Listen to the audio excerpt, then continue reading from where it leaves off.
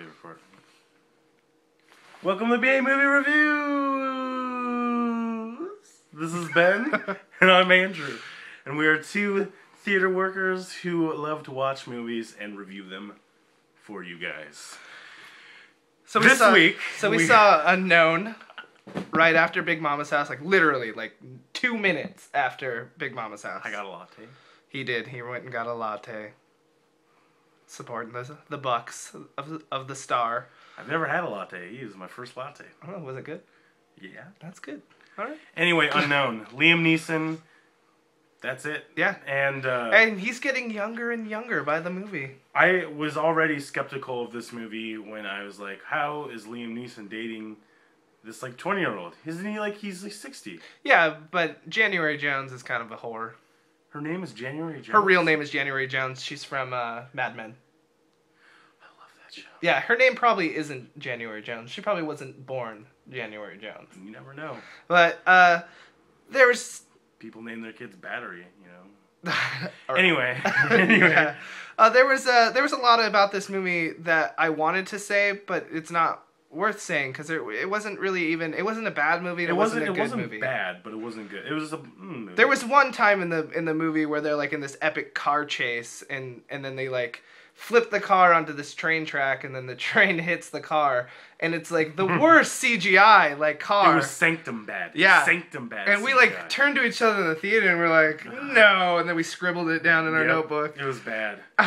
This whole movie is basically The Bourne Identity and Taken clusterfucked into one. Like, kind of, but it, like... But worse. But both those movies are good. Yeah. And this movie wasn't. And, you know, I was surprised because, like, when I remember seeing, previews for Taken, I was like, this is going to be shit. And it was sweet. Liam Neeson kicked ass. And, this just wasn't as good.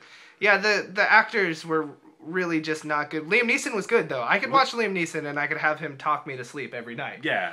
But the rest of the actors were really not good. Like, Frank Langella was in this movie. Yeah, totally unnecessary. Like, it makes me not like Frank Langella as much. Yeah, like he was only in this movie for, like, 15 minutes. 15 minutes, like, that's it. Like, yeah. And, like, Nixon, he was Frost Nixon. Yeah. He was amazing in that. Yeah, I just felt like the actors in this movie were like, we're going to just be in this movie to be in this movie. I know. And the fact that they were in Berlin was kind of like, why? Why did they need to be in Berlin?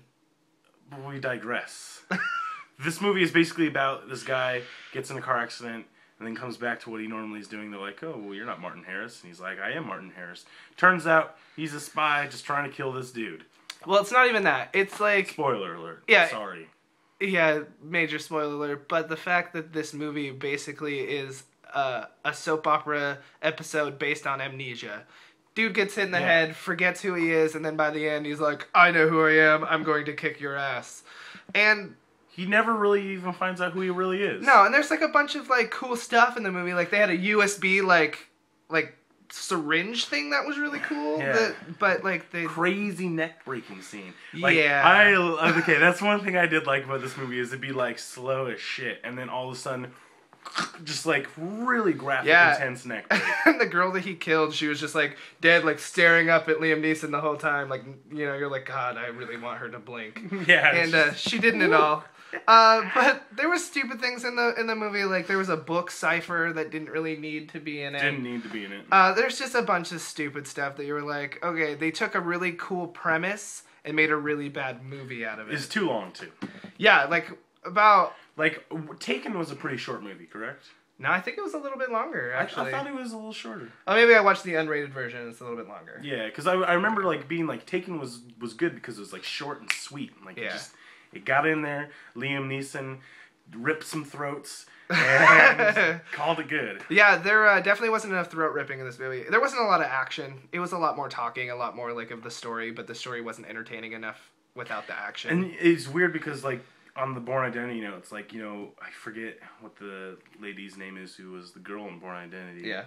But it was like the other female character who was helping Liam Neeson out was like exactly not like her, but her character was exactly they were same. Pretty much superimposed like the character. Exactly. Yeah. It was ridiculous, and it was also ridiculous. I hated the fact that Liam Neeson was a spy trying to kill someone. That is preposterous. That is like someone just ripped out pages from Robert Ludlum's books. Like, that's pretty true. Like Liam Neeson.